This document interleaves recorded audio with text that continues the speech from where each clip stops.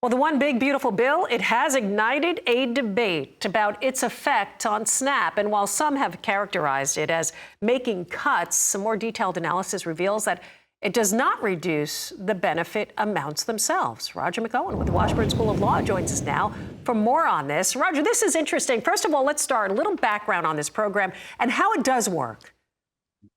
Well, SNAP, of course, Suzanne, good to be with you, is a federal program that provides food purchasing assistance to low-income individuals and families, and it's what used to be called food stamps. That's how we historically refer to it. So benefits now are paid by virtue of a debit card, an EBT card.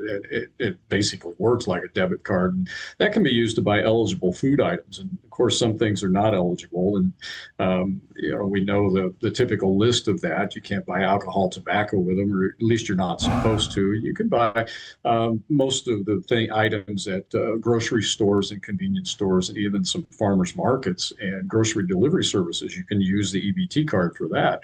And so that's the basic background of the program that's been there a long time. So a lot of people, of course, feel like there's some division among political parties, the impact they're saying that the big, beautiful bill has on the SNAP program. What do you say here?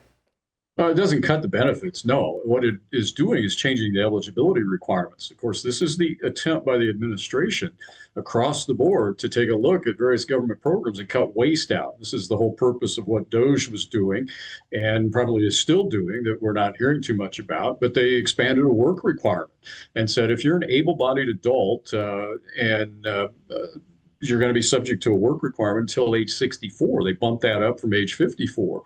And so 10 more years, if you're able-bodied, then you're not going to get these benefits. You need to work for it.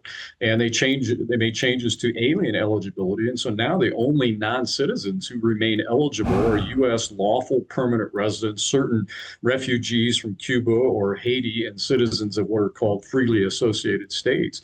And then the third thing they did, they said, look, states, we're going to kick more of the responsibility back to you. We're going to alter the funding structure for the first time. This starts in 2028.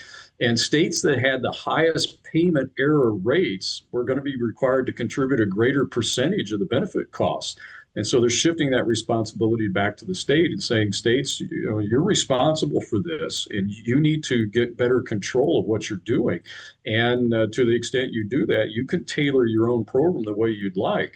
But there's no cut to the benefits themselves. It's just the restructuring of the program benefits. And of course, by doing that, some people will become ineligible. And that's where the cut language comes from. Yeah, it is pretty interesting. You actually have to read all that's involved there, right? For a lot of people, they see the nature of these cuts. It's a narrative that's causing a lot of confusion. Overall, Roger, at this point, what do you say to folks here that are still walking this line of this is wrong? Well, the question is, that's one way to phrase it. Should you work for your food? I think that's the position the government is taking here as they look at these programs. If you're able to work and you're a legal U.S. citizen, you're entitled, and you meet the other program requirements, you're entitled to these benefits. I don't frankly see anything wrong with that. If you're able to work, you need to work to get the benefits. That's what the government is saying here. And states, you need to cut down your error rates and make sure you're monitoring these programs more carefully.